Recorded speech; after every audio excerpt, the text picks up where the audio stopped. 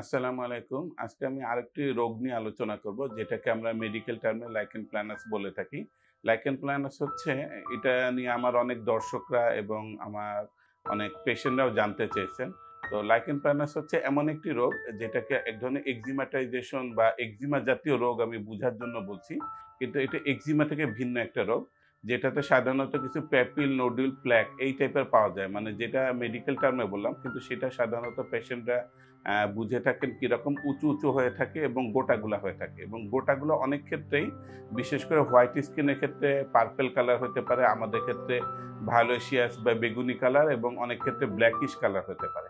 সেটা সাধারণত বিভিন্ন ফ্লেক্সো সারফেসে থাকে, হাতে পায়ের ভিতরের অংশ যেটা সেটাতে হয়ে থাকে, এবং মাথার ভিতরে থাকতে পারে, মুখের ভিতরে বা যেকোনো মিউকাস মেমব্রেনে হয়ে থাকতে পারে, এবং নখে আক্রান্ত হতে পারে।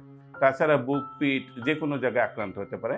এটা সাধারণত আমি যেটা ১ম এ বললাম, বেগুনি এবং কালো কালার হয়ে থাকে, এবং বেশিরভাগ ক্ষেত্রে এটা মাঝারি থেকে খুব মারাত্মক পরিমাণে চুলকানি হয়ে থাকে, এবং একই সঙ্গে কোনো খুব রেয়ার ক্ষেত্রে দেখা যায় কোনো চুলকানি হয় না, শুধুমাত্র এরকম কালো দাগ হচ্ছে এবং এটা আস্তে বাড়ছে। তো লাইকেন প্ল্যানাস হচ্ছে এমন একটি রোগ, এটা চুলকানির জন্য পেশেন্টরা সাধারণত ডক্টরের কাছে এসে থাকেন, এবং এই রোগের ক্ষেত্রে দেখা যায় যে এটা সাধারণত অ্যাডাল্ট বয়সে মানে কমনলি অ্যাডাল্ট বয়সে হয়ে থাকে। এছাড়া বাচ্চাদেরও হয়ে থাকে এবং অনেক সময় বৃদ্ধদেরও হয়ে থাকে। বেশি মুখের ক্ষেত্রে, যেটা ওরাল মিউকোসা বা মেয়েদের ক্ষেত্রে ভালভা বা ভ্যাজানাল মিউকোসাতে যেটা হয়ে থাকে, মিউকাস মেমব্রেনে লাইকেন প্ল্যানাস হলে সেখান থেকে কিন্তু একটা ক্যান্সার হওয়ার সম্ভাবনা থাকে, এবং সেই পার্সেন্টেজটা কিন্তু মোটামুটি খুব একটা কম না। আমি কিন্তু আমার ওরাল লাইকেন প্ল্যানাস নিয়েও আগে ভিডিও করেছি, আপনি ওখানে দেখে আসতে পারেন। আর এখানে বডিতে যে লাইকেন প্ল্যানাস হয়ে থাকে, বডিতে লাইকেন প্ল্যানাস বিভিন্ন স্টেজে হয়ে থাকে। দেখা যায় একই সঙ্গে কোনো অংশটা ভায়োলেসিয়াস বা বেগুনি কালার থাকে, কোনো অংশটা কালো হচ্ছে, কোনো অংশটা ছড়িয়ে পড়ছে।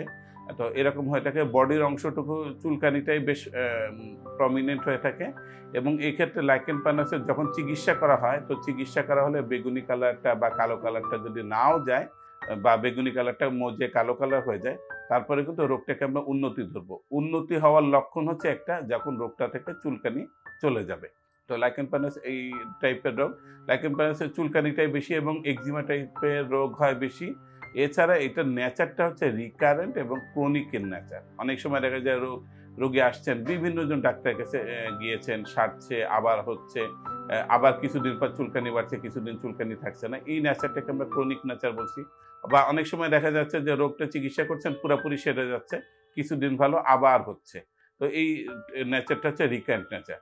তো লাইকেন প্ল্যানাসের ক্ষেত্রে সাধারণত রোগটার কারণ হচ্ছে এটা জেনেটিক কারণ। মানে জেনেটিক কারণ একটা প্রিডিসপোজিশন আছে, যে ফ্যামিলিতে থাকলে হতে পারে। ২ নম্বর হচ্ছে বিভিন্ন ধরনের স্পোরেডিক কারণে হতে পারে। যেমন অনেক সময় ইডিওপ্যাথিক আমরা বলি, কোনো কারণ অজানা। তাছাড়া রোগটার নেচার হচ্ছে এটা একটা ইমিউনোলজিক্যাল ডিজিজ। আমাদের যে ব্লাডের মধ্যে বা শরীরে যে রোগ প্রতিরোধ ক্ষমতা আছে বা ইমিউন সিস্টেম আছে, ইমিউন সিস্টেমে বিভিন্ন সেল, সাইটোকাইন যেটার যে পরিমাণে থাকা উচিত, কোনোটার অংশ কমে যায়, কোনোটার অংশ বেড়ে যায়। এটাকে আমরা ইমিউনোলজিক্যাল ইমব্যালেন্স বলি। এই ইমিউনোলজিক্যাল ইমব্যালেন্স এর কারণেই এই ধরনের চর্মরোগ হয়ে থাকে, যেটাকে আমরা লাইকেন প্ল্যানাস বলে থাকি। তো এইটা এরকম হতে পারে। এছাড়া অনেক সময় কোনো ঔষধের সাইড ইফেক্ট হিসেবে লাইকেন প্ল্যানাস হতে পারে। বিভিন্ন ধরনের অ্যান্টি হাইপারটেনসিভ ড্রাগ, তারপরে বিভিন্ন ধরনের অ্যান্টি ক্যান্সার ড্রাগ, এছাড়া মিসেলিনাস বিভিন্ন টাইপের ড্রাগে কিন্তু লাইকেন প্ল্যানাস হতে পারে। এজন্য যে ধরনের পেশেন্টের লাইকেন প্ল্যানাস হয়ে সেরে গিয়েছে অথবা ভালো আছেন, তারা যদি অন্য কোনো ডাক্তারের কাছে যান, অন্য স্পেশালিস্টের কাছে, তারা কিন্তু অবশ্যই স্পেশালিস্টকে নলেজে দিবেন যে আমার লাইকেন প্ল্যানাস ছিল বা অতীতে বা এখন আছে। কারণ অনেক ধরনের ওষুধ উনি খেতে পারবেন না। তো এই ধরনের লাইকেন প্ল্যানাসের ক্ষেত্রে, আর লাইকেন প্ল্যানাস যেহেতু এক্সিমা টাইপের রোগ, এটাতে বিভিন্ন ধরনের লাগানোর ওষুধ আছে, যেটাকে আমরা যেমন ধরেন আমরা টপিক্যাল স্টেরয়েড জাতীয় ওষুধ দিয়ে থাকি, টপিক্যাল ক্যালসিনিউরিন ইনহিবিটর দিয়ে থাকি, ভিটামিন ডি দিয়ে থাকি, সবগুলো লাগানোর কিন্তু ওষুধ। এছাড়া যেহেতু চুলকানি থাকে, আমরা বিভিন্ন পর্যায়ের অ্যান্টিহিস্টামিন দিয়ে থাকি। এছাড়া বিভিন্ন ধরনের ওরাল ড্রাগ আছে। এখন রোগের ভয়াবহতা অনুযায়ী চিন্তা করে অল্প পরিমাণ থাকলে আমরা কম পাওয়ারফুল বা নরমাল ওষুধে চেষ্টা করে থাকি।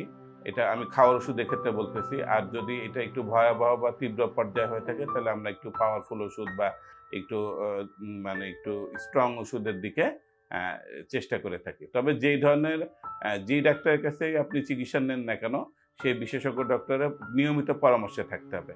একজিমা টাইপের রোগ বলে দেখা যাবে অনেক সময় প্রাথমিক ওষুধে খুব ভালো কন্ট্রোল হওয়ার পরেও সেরে দিলে আবার বাড়তে পারে। এজন্য রেগুলারিটি এই রোগের চিকিৎসার জন্য একটা গুরুত্বপূর্ণ বিষয়। এছাড়া আমরা খাওয়া, লাগানো ওষুধ বাদে রোগীর চামড়াকে সবসময় ময়েশ্চারাইজ করে রাখতে হবে। ড্রাইনেস এভয়েড করতে হবে, সাবান কম দিতে হবে এবং আঘাত থেকে দূরে থাকতে হবে। যেকোনো ধরনের আঘাত থেকে কিন্তু যে জায়গায় আঘাত হবে ওই জায়গায় কিন্তু লাইকেন প্লানাস রোগটা হতে পারে। এছাড়া বিভিন্ন ধরনের ফটোথেরাপি আছে, এছাড়া আরো নতুন বায়োলজিক থেরাপি আছে।